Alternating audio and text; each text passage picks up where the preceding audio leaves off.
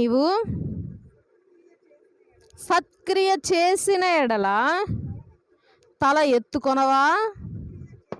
సత్క్రియ చేయని ఎడల వాకిట పాపము పొంచి ఉండును. సత్క్రియ అంటే మంచి పనులు.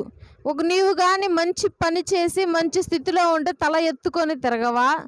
ఒకవేళ సత్క్రియ చేయక అందరినీ అవమానపరుస్తూ అందరి నాశనమును కోరుకొని పాపంలో కూరుకుపోయే నీవు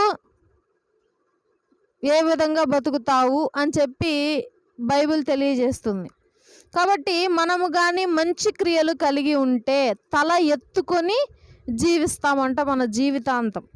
తర్వాత ఇంకో వచనం చూద్దాము. కీర్తనలు 62వ అధ్యాయము 12వ వచనం. కీర్తనలు 62:12.